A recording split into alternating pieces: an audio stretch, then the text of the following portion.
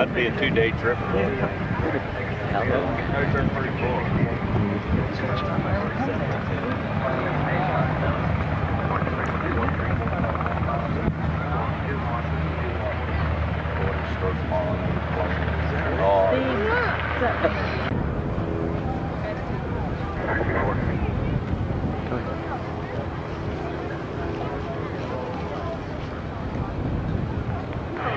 Vector 10 miles west. Following that arrow all the way to runway 9 at Delta. Upon reaching that point, you'll be number 3 for VFR departure. 4057 on departure, now 2 miles north of the airport, northwestbound VFR at about 2,200 in Cherokee. 4057, we'll keep an eye out. 356, runway 9, that's clear to land.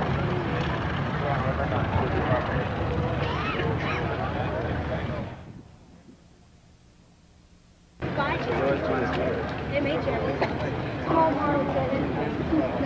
We're actually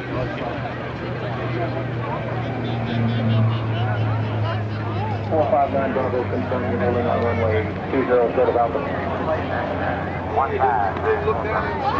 We just walked up through here. From 159 Bravo, make a right turn on Alpha. Taxi runway 9 or at Delta for an intersection Delta departure. Wind 010 at 7, occasional gust 14. Altimeter 2018.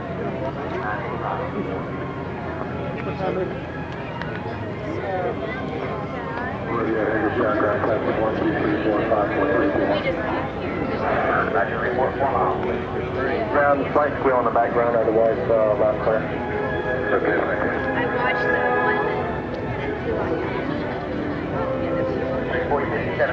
one I saw from my house. Heard his We're about a 2-mile away. That's 1040 on site. Flight from Fairchild departing prior to your arrival. Is that right? Welcome. Welcome away.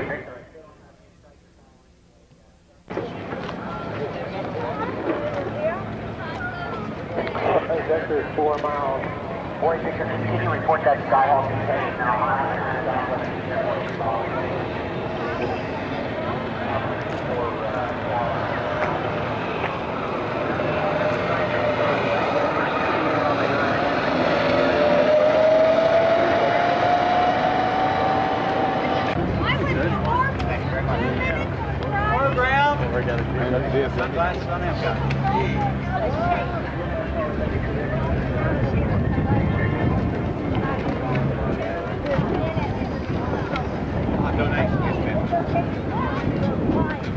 Kids under 12 first.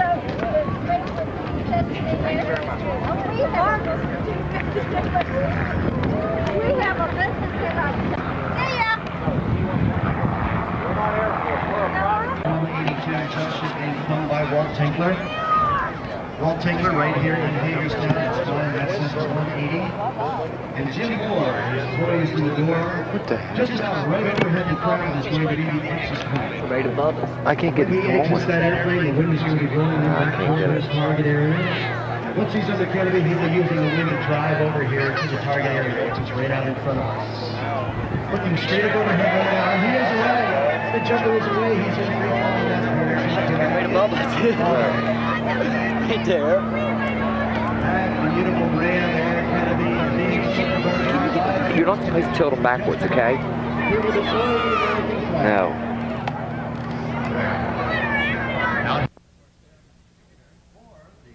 10 aircraft, built by Mudry Aviation. Got some of it. That's the place Got some of it. Yeah, it's too hard. You're going to watch them fly later on, as we mentioned. You'll see aerial ballet. Yeah, tripod would help. The French Connection Steady. switching down right now into ship formation.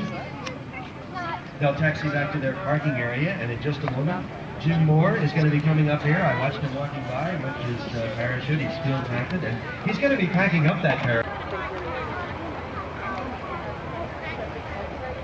And I'm just advised by our air boss, Jim Alford, that we have a commuter aircraft that is going to be landing before the jumpers are in the air. Whenever we have skydivers coming into an airport area like this, and of course throughout the show today, on 2 occasions, this one and then another one later on, we will transfer control of the airport back to the control tower that you see back up here, rather than having our air boss taking control of the air.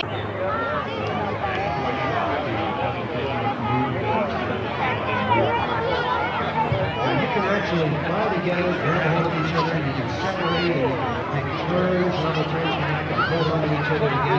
And you actually do this in competition too. If you have enough free fall time to do that, you could perform many different formations, couldn't you? Yes, that's true. I get the world record right now is over 200 people. It's rather congested from opening time. Boy, it sure does. Now, these canopies, I told the folks before that they actually look like cells, like tubes laying side by side from the leading edge back to the training edge. And this particular parachute, they're going to be trying to land into the wind, is that correct? Yes, sir. Okay, now, in order to make those turns, see where his hands are up above his head right there? Now, watch as they come in. What's he doing by pulling down on his hands? Making the canopy stall, actually, right in midair. Make sure very smooth.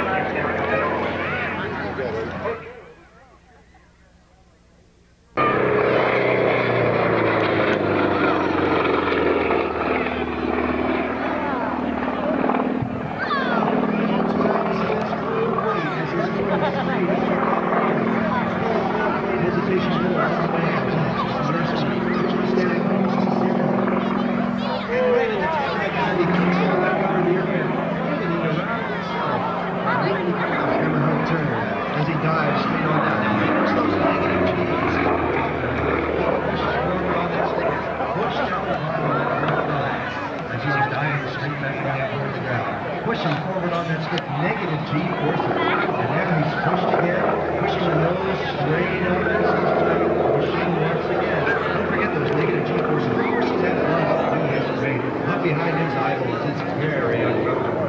And now in just one correct over the wind as he comes in across the shoes. Let's watch carefully. As he goes up, watch his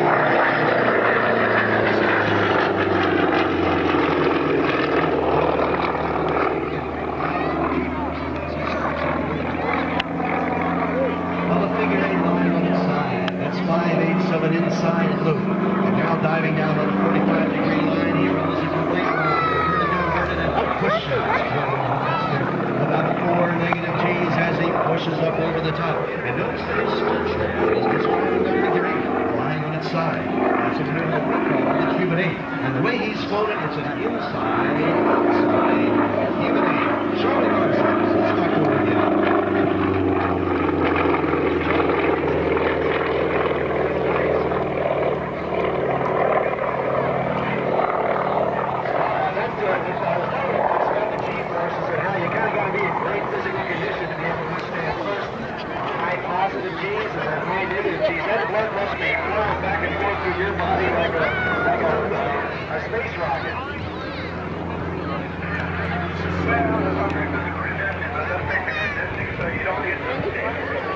I didn't mean to have you talk to us on the radio right at the moment of our hammerhead, but that was beautifully done. Thanks for that, Charlie Parsons.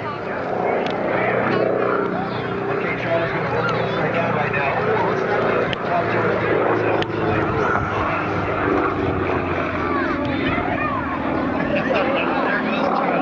Right over.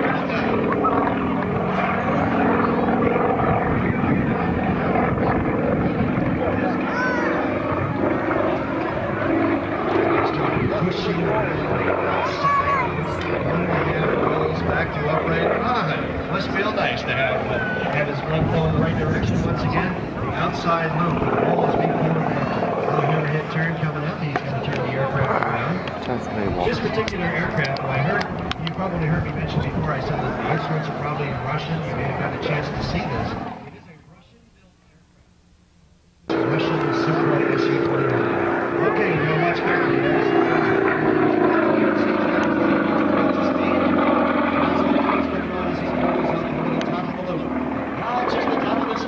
One roll, two full rolls, and stopping precisely when it's level upside down as he goes through.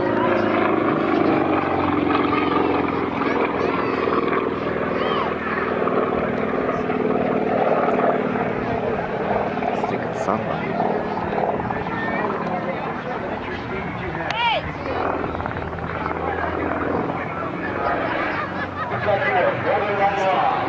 Outstanding display.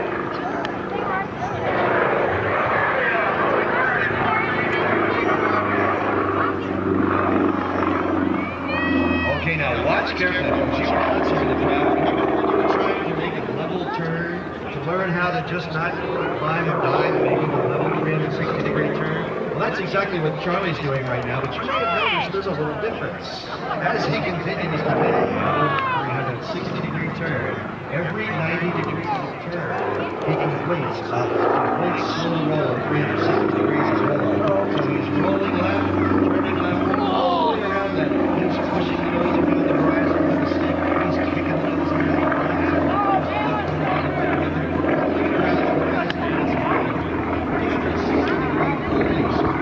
Very, very busy movement.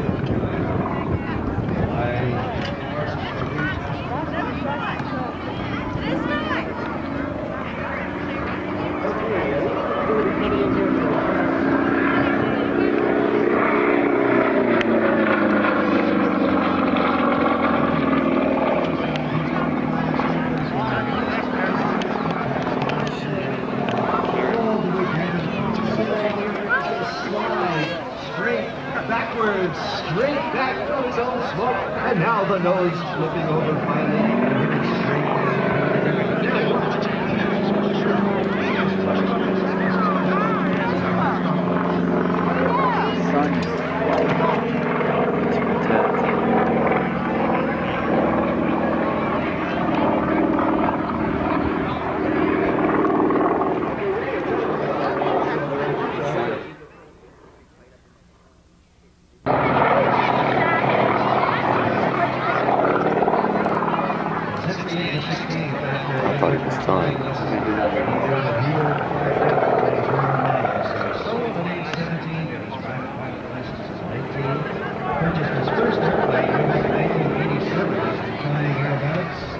since that time,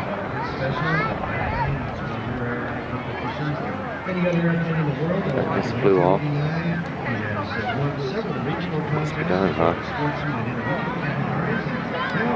Coming back. He has over 1,000 hours of flying training and 300 of which are in aerobatics. More recently, now in this incredible Sukhoi SU-29. You'll get a chance to see this airplane. We can talk into taking him for a ride. He's been after people for a long, long time. He's asked them for rides. Usually it sounds something like, "Could you say we're for a ride in your plane?" And you can see why a lot of people don't want to take him for a ride in an airplane. Mr. Peepers, please, Mr. TJ Peepers, please. No, we have a seat for you inside. You don't have to sit on the tail of the airplane.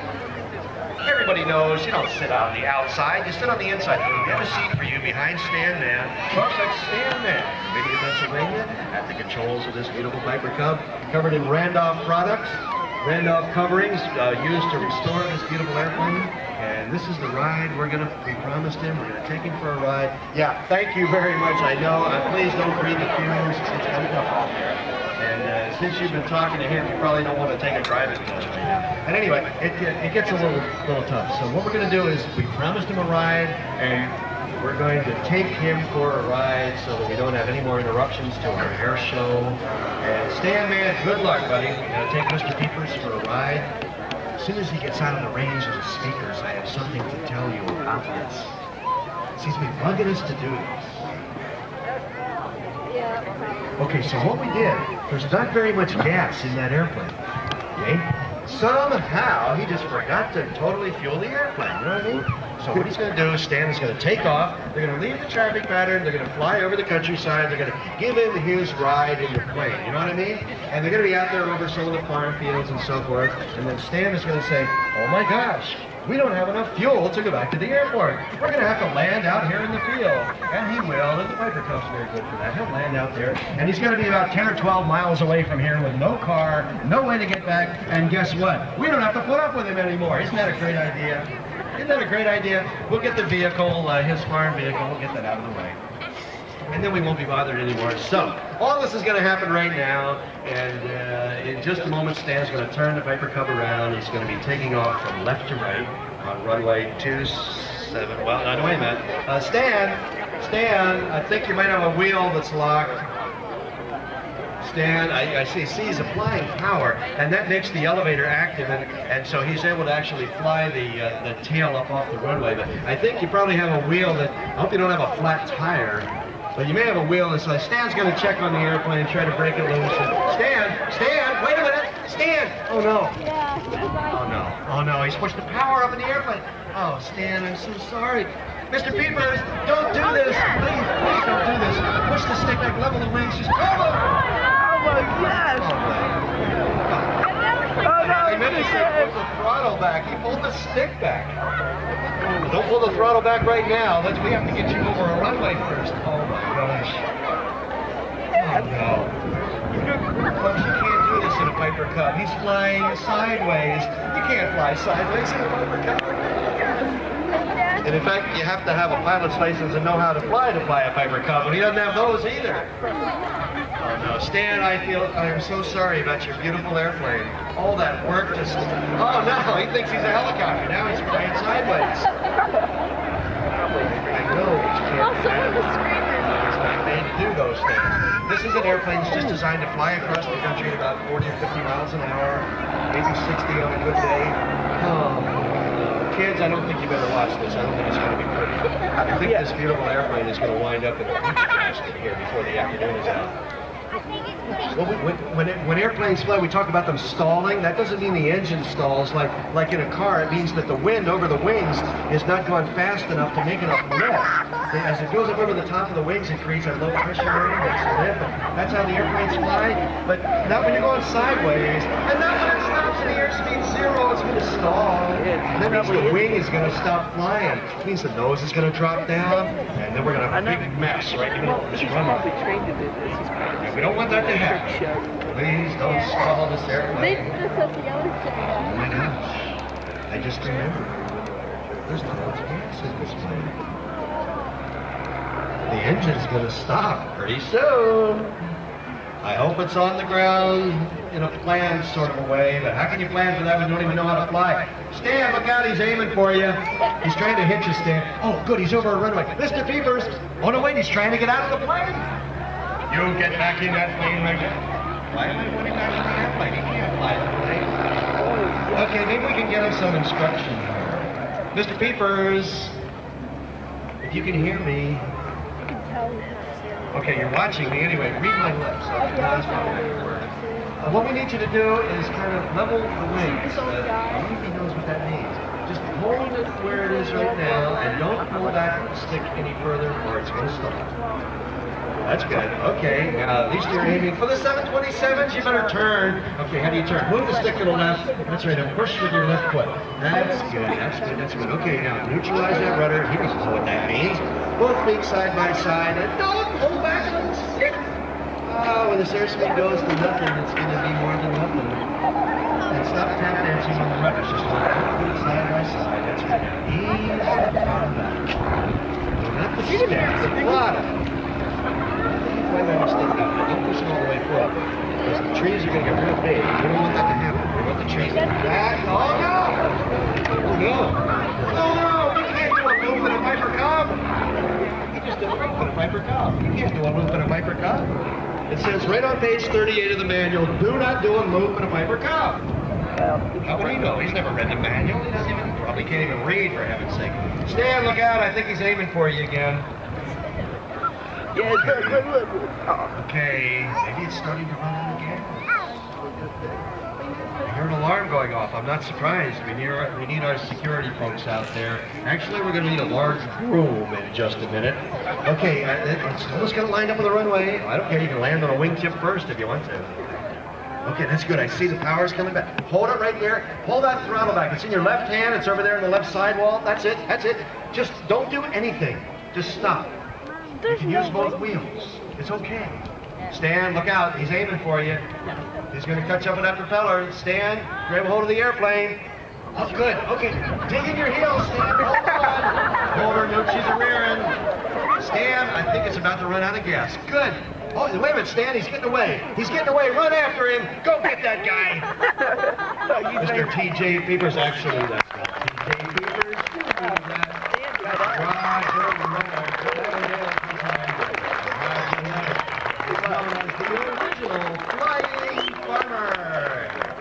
Roger Leonard and his wife Lynn live over there in Avondale, Pennsylvania. He's a national sales representative. Randolph products, and it's all Randolph products that were used to cover that aircraft when it was restored. Randolph products, high quality fabrications.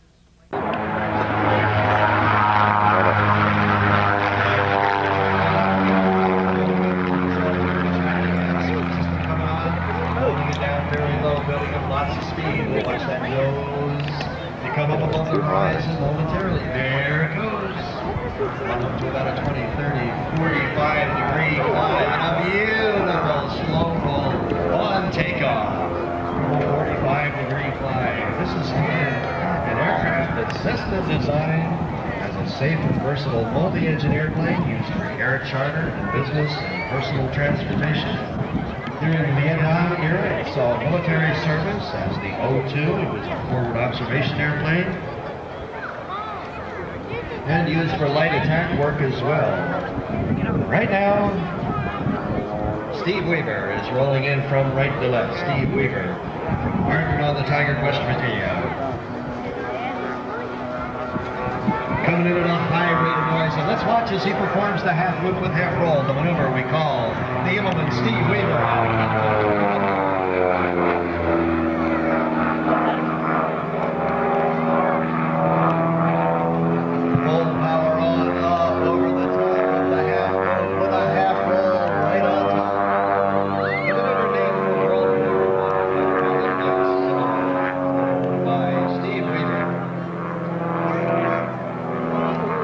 This aircraft with its two flat six-cylinder engines, opposed engines, 3 cylinders on each side, opposing. Total of 12 because it's a twin-engine airplane, each one with 210 horsepower. A maximum speed of over 200 miles an hour, and you can bet as he started that engine line, it's coming in at close to 200 miles an hour. He's going to need it also from his big barrel roll in the Cessna style.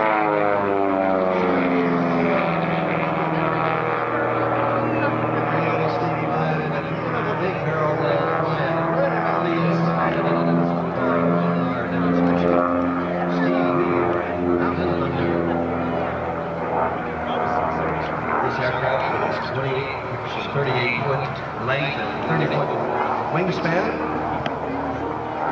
capable, as we said, of speeds over 200 miles an hour, and yet an economical cruise, it cruises at just under 200 miles an hour. Climbing all the way up to 20,000 feet in altitude gives it quite a bit of range. Now watch, as Steve Weaver comes in from left to right once again. Full power on, right down the show center line. Listen to the sound of this engine as bodacious comes thundering by.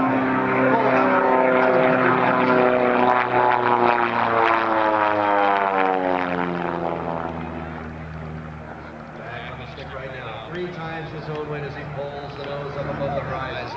And continues on over the horizon, into the vertical, and on back over as he completes 5/8 salute. Nose back down over the horizon, back to the 45-degree line. Establish the rolling, and he rolls a half roll. Back into the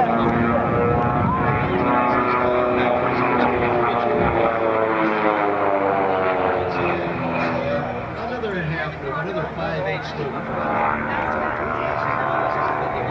Watching as the airspeed comes down, he can Yes, it's a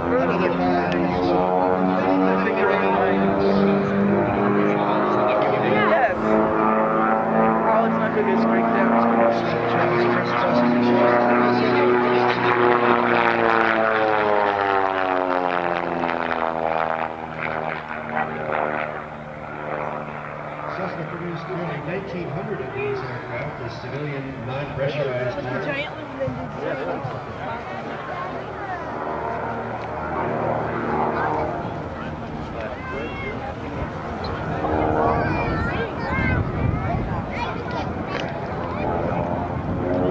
Okay, Steve Weaver turning the aircraft around right now, coming back from right to left. This time performing the 8-point hesitation roll.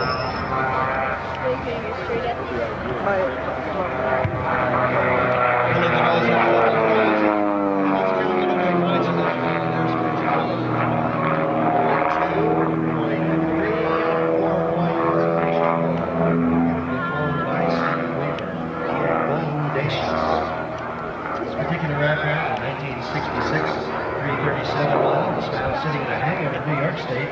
The airplane was out of license and hadn't been used for several years, but it did have a very low airframe and engine time. But over 500 hours of labor were required to bring Bodacious to its current condition. Other than its unusual paintwork by artist Brad Basil, I'll bet that is, the poly skin and smoke system, this airplane is completely stock, except for now coming in from the left roll, hitting the 4-point hesitation roll. We'll watch this time as Steve Weaver comes by and give it a photo pass.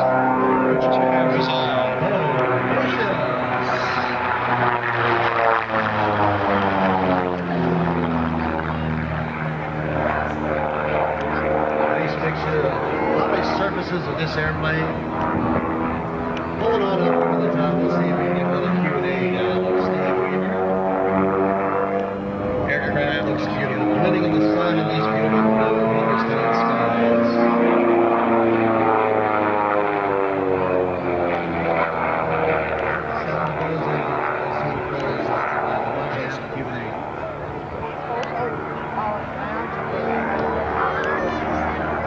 The aircraft sponsored by Steve Weaver Aircraft Sales, KCI Aviation, Bill Rose, Bodacious Crew Team.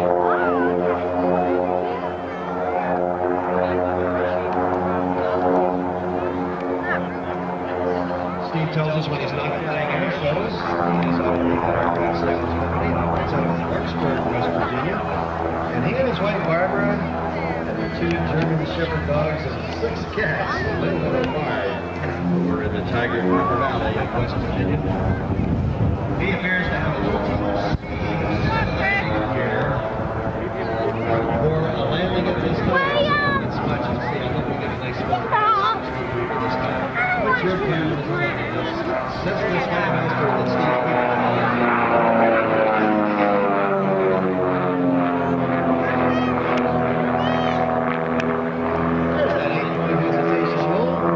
number 7, point number 8. Instead of stopping every 90 degrees roll, as he's in the 4-point hesitation roll, stopping every 45 degrees while holding the nose on the point out there on the horizon that he kept in view. Nice 8-point hesitation roll by Steve Weaver.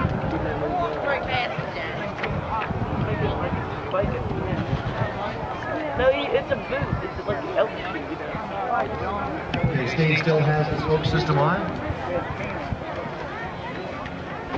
Coming in from left to right to the traffic cutter this time. As we mentioned, Steve is going to be taking the aircraft back to its parking area, back next to the spectator area. We'll be separated by that yellow rope, and we'll ask that you please remain behind that. But you will get a chance to meet Steve Weaver. French Connection have their table set up over there. You get a chance to meet all the performers over there, right next to their airplane. Here he is, very low and very fast. Let's get a good photo pass and a good picture of Steve.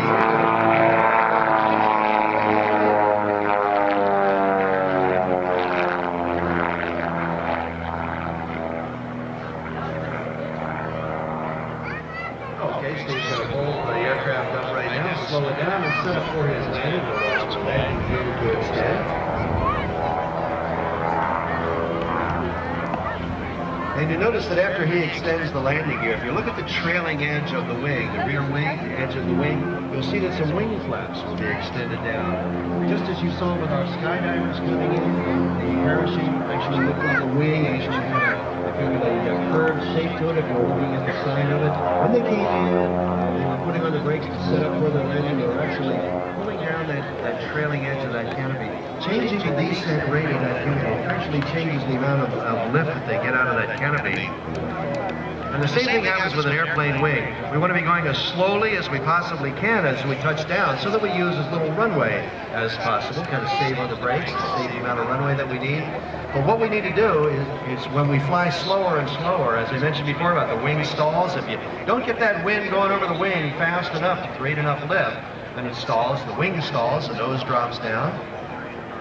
So what we do is by changing the shape of that wing with wing flaps, we can let it create a lot more lift at a slower speed. It becomes a higher lift wing. Of course, we can't fly anywhere that way because it makes a lot of drag. We can't go very fast. But for landing, that's all we're concerned about, is flying fully controlled as slowly as we possibly can. So he has those wing flaps extended, curves that wing, and makes it look like a real high lift wing, and so he's able to fly real slowly, down to about 58 miles an hour right now as he's touching down. Holding the nose wheel off momentarily to help the airplane slow down. And Steve Weaver will have Bodacious slow down in just a moment. He'll be exiting the runway and taxiing back to his parking area. Once again, I'll ask you to hold your applause until he has the aircraft parked so that you can hear that applause.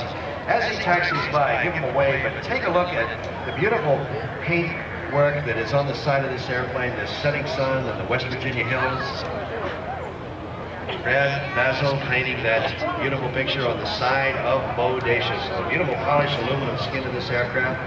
You can see why it took about 500 hours of labor to put this aircraft in the condition that it's in right now. Give him a wave as he comes by. That's Steve Weaver.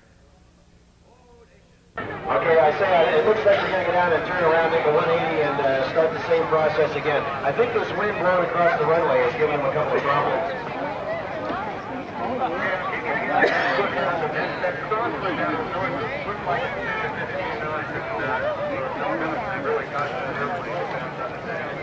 Well, that was exciting listening to you, Rod, because we were watching that. Even as you were describing it, we watched him trying to set that right wheel down and trying to get the left one lined up, and good job. We're going to be listening to you. Here he comes for another pass. I'm a little more just softer this time. It's hands ready to roll. This is a hot truck. Here we go, but look at that air. From the north. Accelerating to 35 now. And with the right wing, he's still a little bit to the left wing, still off to the it's good. We're at 35 miles an hour. He's still bouncing around. That left wing's still well to the okay, now it's coming to the north. Here he goes. He's down. All right, he's rolling forward. He's forward to trail. I can't.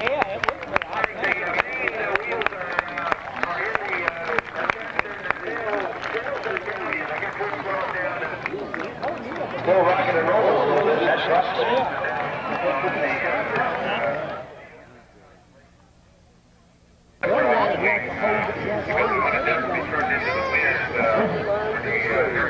right.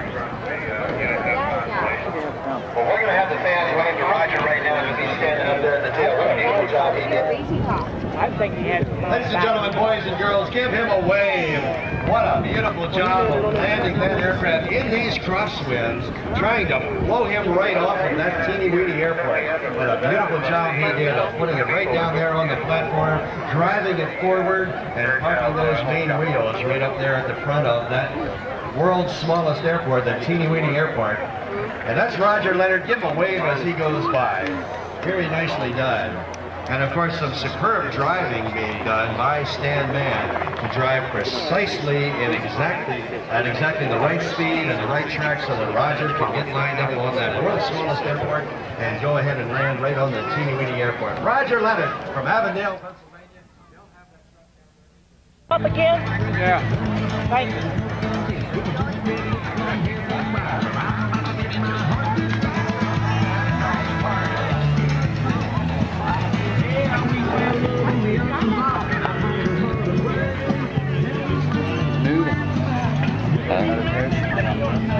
What'd you say?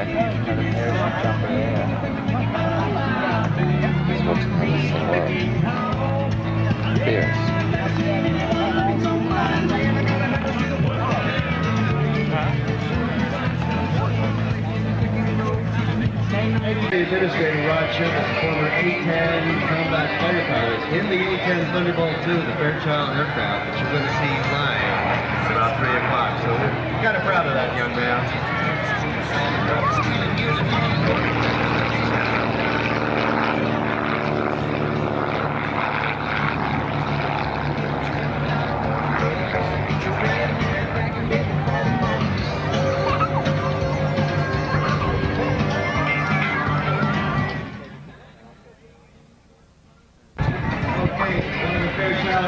Just departing in its Army Air Corps trainer colors of yellow and blue, a PT-19 taking off. They're going to make a couple of circuits of the traffic pattern and then they'll be departing.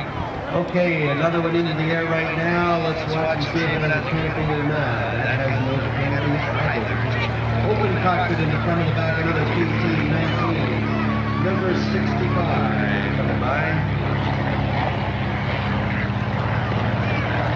Followed by an identical airplane except for the we saw on top before, PT-26. That particular PT-19 took off just a moment ago, number 65, being flown by a young man named Mark Dennis from Westchester, Pennsylvania. Mark's been flying for about 8 years, and he is a professional aircraft restoration specialist of, you guessed it, Fairchild PT. So his dad joined the and there goes my friend, Captain Andy Krog from New Jersey, taking off. Andy Krog, a check captain with our airline, just as I am, and Captain Krog and I get to fly together every once in a while. We're doing check rides with our airline. We fly 747 freighters worldwide out of Kennedy. So we get to wind up in places like Johannesburg or Taipei or every once in a while. Lots of time up in Anchorage, Alaska as well. Captain Andy Krog flying that red and yellow PT-19. So we have 2 PT-19s in the pattern, and we have PT-26. I was telling you about Mark Deness, who's flying that number 65 PT-19. I'm particularly proud of this young man because he did the restoration work on a PT-23, which is basically the same airplane as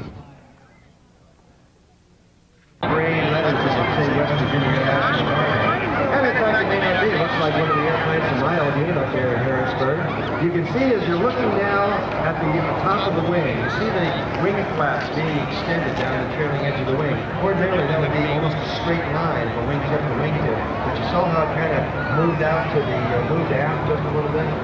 Some wing flaps being extended, so between that turn, you can slowly just a little bit of wing flap extended so that he has more controllability at the slower speed. Because I think we're probably going to see maybe the landing gear extended and maybe full flaps extended and making a surface path for us. Landing gear on the C-130, kind of interesting. They float up, they go straight up into the sky, so they're alongside the lower part of the aircraft. Great big fat tires on the C-130. Fields. It's an incredible workhorse aircraft. I'm very proud of had about 3,000 hours of flying in that airplane. But that airplane was he's actually the person that gets his nose in front of him right now. All the breeze, all the thrust that's normally being used at the back of the propeller is now being driven out the front of the propeller, and he's using all that thrust to stop this airplane. Now, if you see that 2 out there, that means that there's 2,000 feet to the end of the runway. And he touched down just about the 1,000-foot mark. He touched down around the room, and he had that airplane all but stopped as he passed that too. So he only needed about 1,500 feet of runway to stop landing. And then I think what he's going to do is run the taxi down. That is not a West Virginia Air National Guard airplane, by the way. That's an apparatus on the tail. So that is an Air Force Reserve. That is an Air Force Reserve C-130. Beach 1900 days. It's gonna take off. Twin turboprop commuter airliners, and that's why we have commuter airliners at lots of our smaller airports around the country. So I like Hagerstown right here because they're very quiet, very conscious of noise levels. They're very quiet aircraft and supply lots of air service to the Hagerstown airport. They'll fly probably up to Pittsburgh right now to connect with other U.S. airplanes. At the civilian side, over at the, I shouldn't say the civilian side, I should say the commercial airport side where the main terminal is, and you can see, if you have binoculars, that ramp has been extended down almost to the ramp level. And our air show will continue.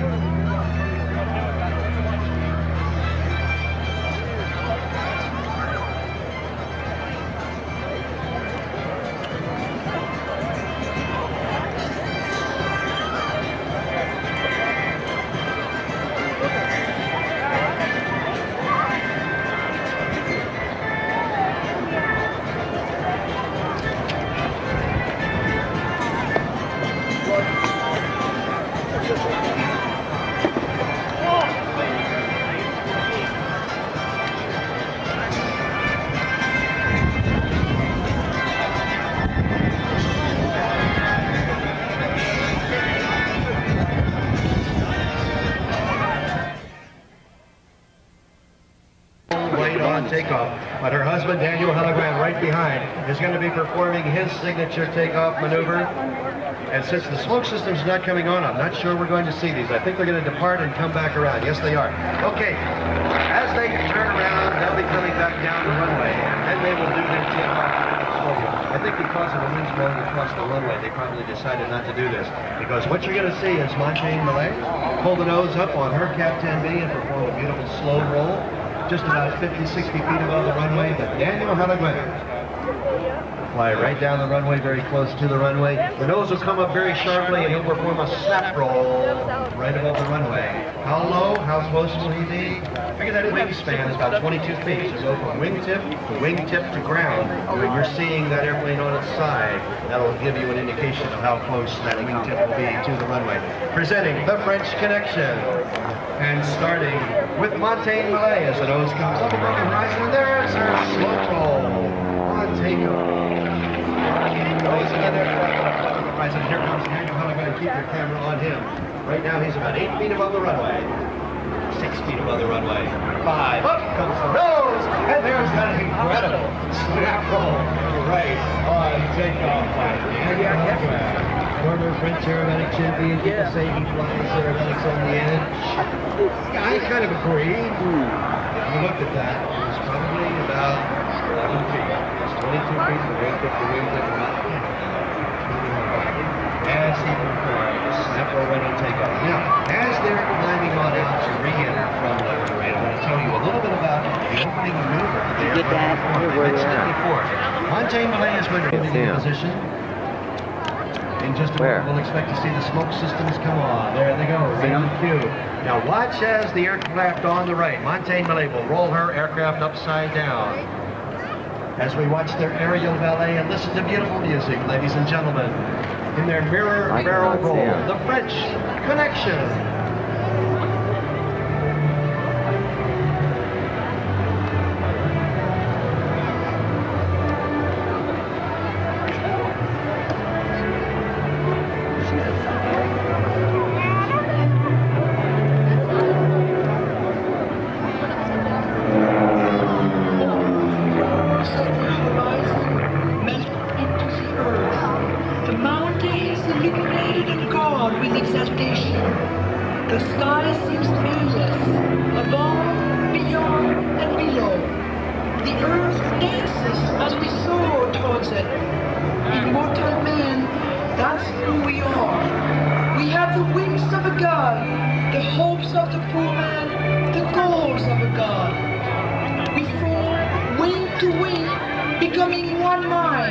Anticipating each other's moves. A feeling of so much closeness, a bond, strong as the universe. I am actually floating. The person behind me is just as high. I am so happy. No other time could be so perfect. If this moment lives forever, I will live forever.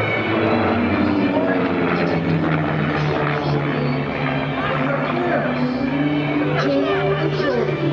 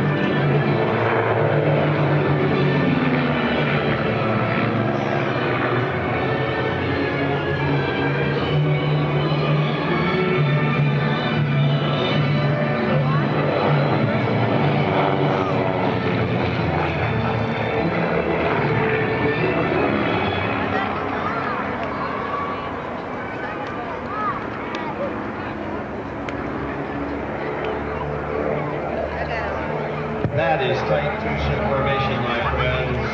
Beautifully flown, beautifully choreographed to the music by the French Connection. The French Connection in their Q-10B aircraft, as we mentioned, wood and fabric. The fuselage is made of steel, but it's covered with fabric. The wings are wooden, covered in fabric, and that's why the weight of that aircraft is down to just 1,200 pounds. An excellent performance because of this extra-like only 180 horsepower engine. I'll tell you a little bit about the backgrounds of these pilots, but let's listen and let's watch. Ladies and gentlemen, boys and girls, the French Connection.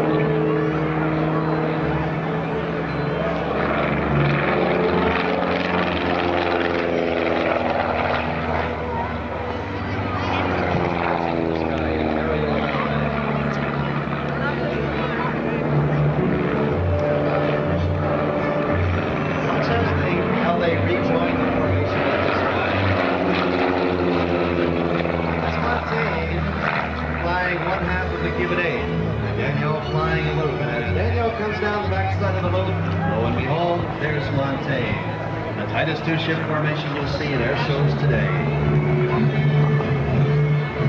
Daniel Hillegaard started flying gliders at the age of 16. He joined the French Air Force. And by joint agreement between the United States and France, was sent to the U.S. in 1952 to earn his fighter pilot's wings in 1954. His flight career has taken him from French Air Force fighter pilot to instructor in the cadet school to member of the French Air Force demonstration team, the Patrouille de France. Similar to the next time, sorry. Let's watch as they perform the formation parallel. Let's listen and see if we can listen to Montaigne Malay speaking to us from the cockpit.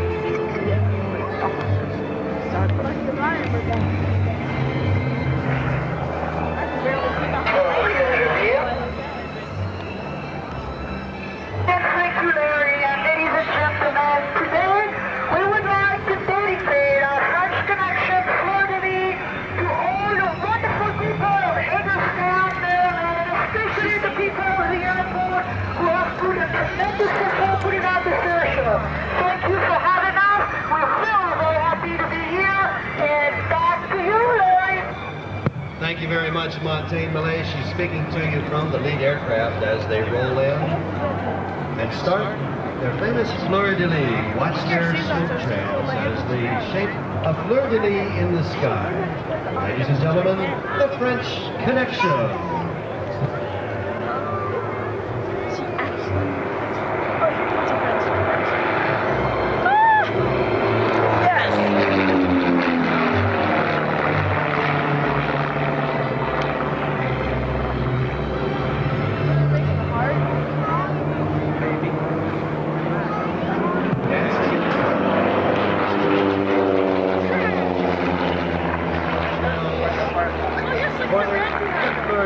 Red smoke from the tips of the Captain. Yeah, the red smoke.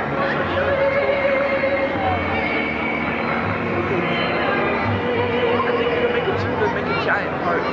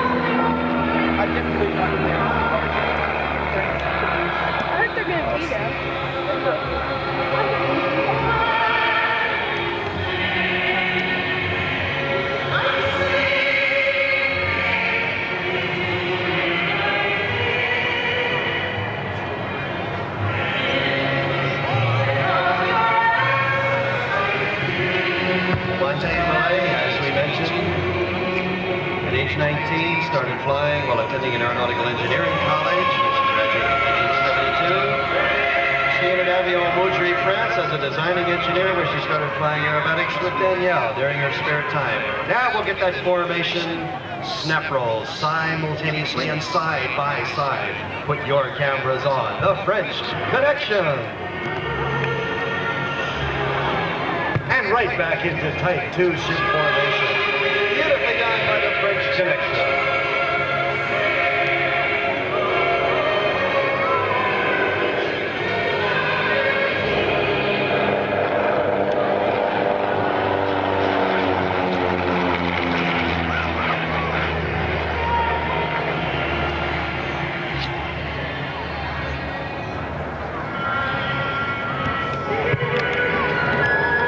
Formation in trail.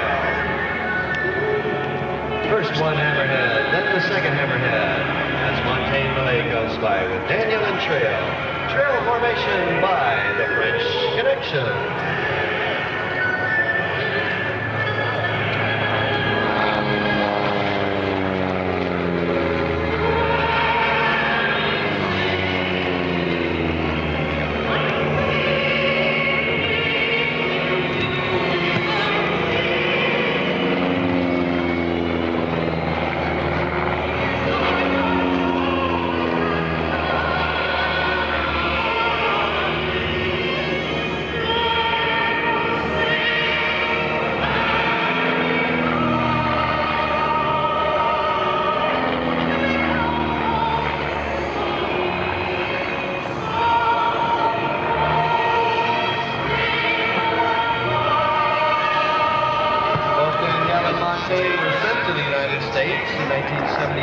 At the Cap 10B. They started an aerobatics school, and Daniel started performing his solo act at air shows while training Montaigne as lead in the formation, as he's done so well. They did a first appearance at a major air show in 1977 at the Cleveland Air Show. His husband and wife team has performed air shows. The French Connection rolling now into their mirror image turn. Montaigne Malay upside down. Daniel Helligan just inches below her canopy. The mirror image turn by the French Connection.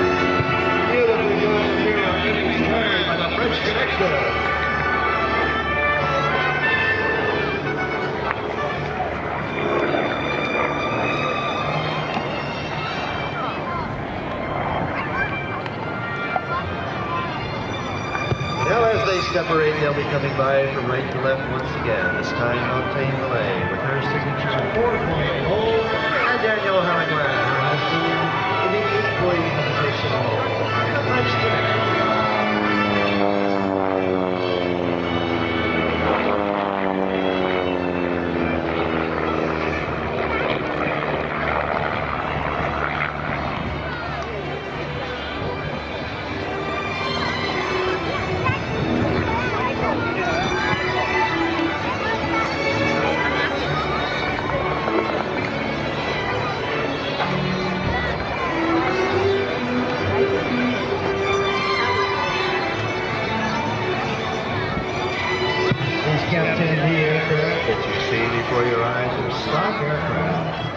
No modifications whatsoever except for the smoke system.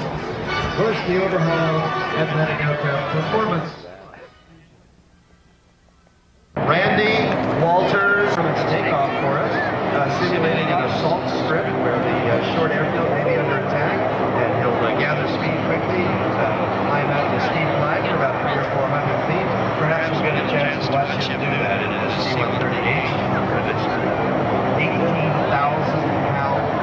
18,000 shaft horsepower, 4,500 horsepower, Allison Piastra engine.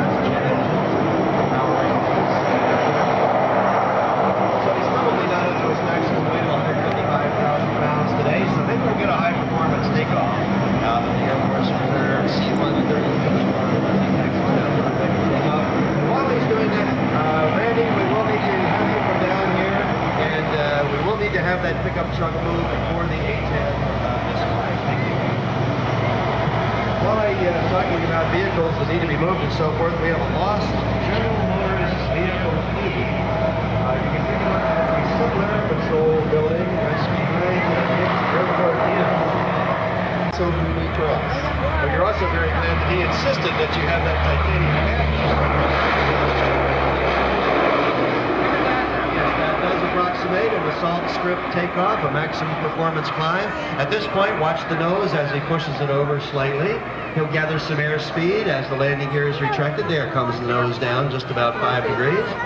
Now as it continues to accelerate, you'll see those wing flaps begin to retract in the trailing edge of the wing, and they will head on to their next destination, out on a weekend mission, the C-130H of the Air Force Reserve.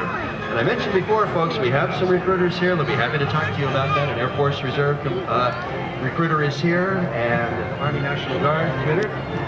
Okay, and that is our jump ship that is high overhead. Oh, the Fairchild.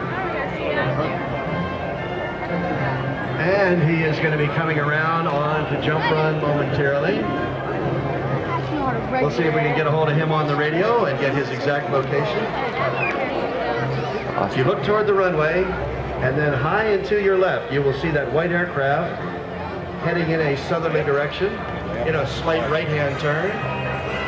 Appears to be at probably about 6,000 or 7,000 feet of altitude, and hopefully he's going to be continuing that turnaround and heading right up overhead. And that would indicate to me that he is on jump run, and we will have Jim Moore, My battery's weak, the light's on, blinking. Skydiver from the Hagerstown area, coming in for their second parachute jump. When I was talking to Jim, we talked about the steering lines connected to these canopies, talking about how they actually warp the wing, if you will, like they did back in the Curtis Busher days. And back, I see a butterfly up there that's about to get an exciting view.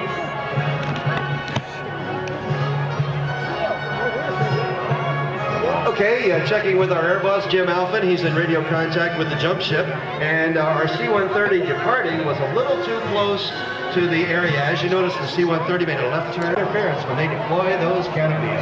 Outstanding relative work. We call that RW, or relative work, because they work relative to each other. They're falling at the same speed at about 125 miles an hour, and with just making very small movements of their hands, they're able to fly their bodies in space, just like little airplanes, right toward each other. They can grab a hold, they can back off and separate, they can do turns and turn back toward each other once again. I counted 3 different formations as they were coming down. It's a flag in today.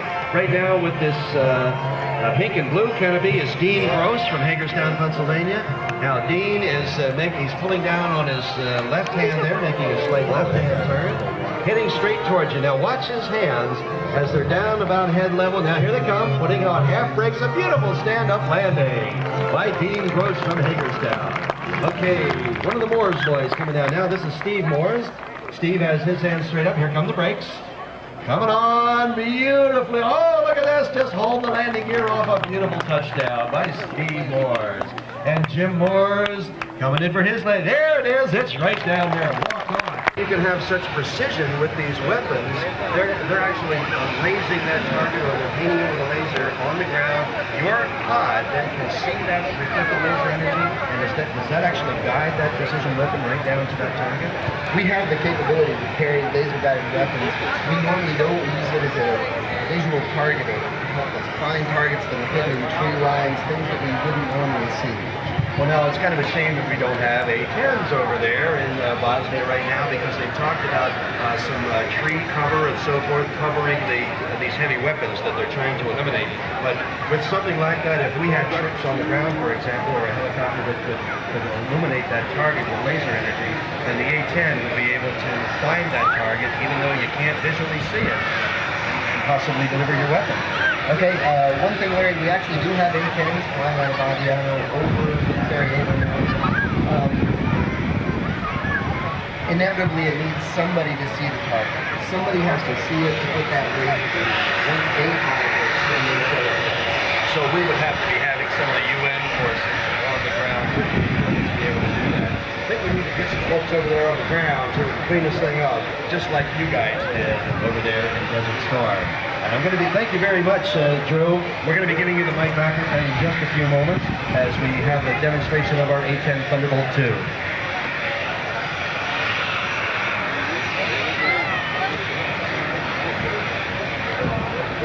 Well, I'll tell you what, folks, I'm going to talk to a young man right now, probably going to be a pilot someday. Is that what you're going to do, Taylor? Maybe. Taylor McPherson is down here with me. Is that your name? Can you tell me what your name is? Thank you, Taylor. Could you hear that? Battery lights. Did you hear your name? Would you tell me that again, please? Thank you, Taylor. How old are you, Taylor? You're 5 years old. And you have the best seat out. There's Captain Tom Beal starting to taxi out right now. You folks, I'm glad you're here. That's why we have all these Fairchild aircraft here. It's Fairchild Homecoming at the Air Show for 1995. You built this airplane.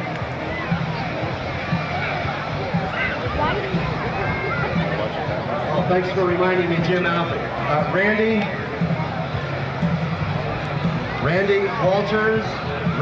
Walters, report to the announcing stand. We need to have your pickup truck move at this time. The A-10 is taxiing out. We cannot fly the A-10 program. Well, okay, I'm told that perhaps we can, but I don't think we should fly the A-10 program until we get that truck moved.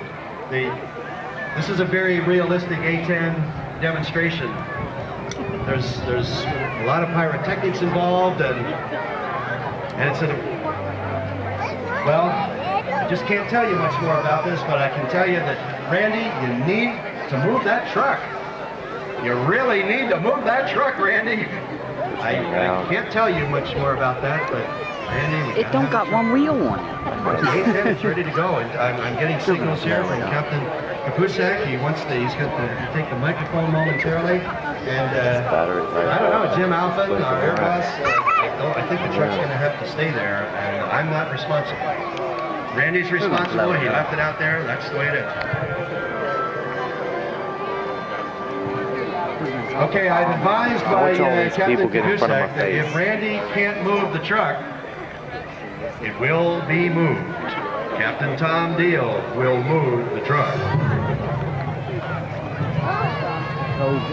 Blow it up. Okay, I'm told the French Connection are heading over there for the autographs. As I told you, they're heading over there to the table. So take your programs over there and meet them. But right now, you don't want to miss the performance. I'm handing the microphone over to Captain Drew Kapusak, the narrator for the A-10 Thunderbolt 2. Good afternoon, ladies and gentlemen, and welcome once again to the Fairchild Homecoming and Air Show. As Larry said, I'm Air Force Captain Bruce Busak from Air Combat Command's 23rd Wing, the historic Flying Tigers from Pope Air Force Base in North Carolina. It's my pleasure today to describe for you a flight demonstration by one of the world's most heavily armored close air support aircraft, the rugged and dependable A-10 Thunderbolt II.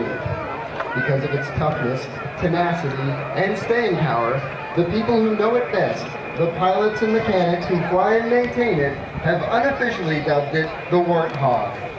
Built into the A-10's big airframe are responsiveness, so that it can take off quickly and stay airborne for long periods.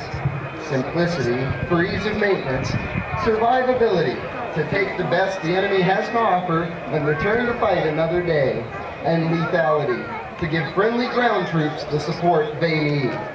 Today, these battle-tested aircraft are assigned to Air Force units in Europe, the Pacific, as well as our Air Guard and Reserve Forces and Air Combat Command. The pilot for today's demonstration is Captain Tom Deal, a veteran fighter pilot with more than 2,000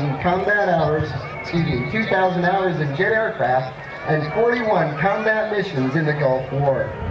Now, as Captain Deal completes his pre-flight checks, let's learn more about the A-10. Down a minute till he's ready. The A-10 can take off from very short runways. Captain Deal will demonstrate that capability today when he lifts off in less than 1,500 feet. Of course, he's not carrying any weapons this afternoon, but even with a 16,000-pound bomb load, A-10s can still take off in less than 4,000 feet. Its two General Electric turbofan engines add more than just power to the A-10's performance. They're both smokeless and much quieter than comparable engines. This makes the aircraft harder to see and hear. These characteristics aid immensely in achieving tactical surprise when attacking from low altitude.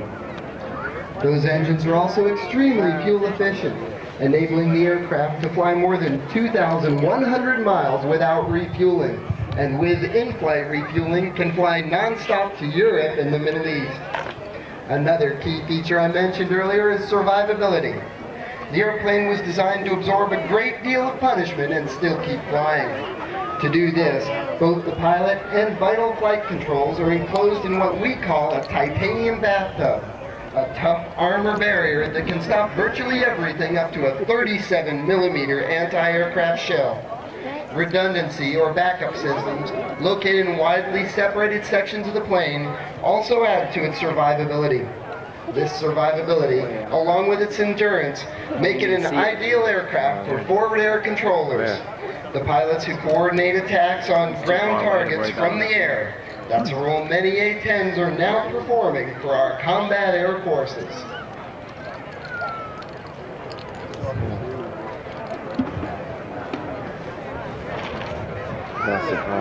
And now, if you look high and to the right as Captain Deal positions the A-10 for a high-speed pass in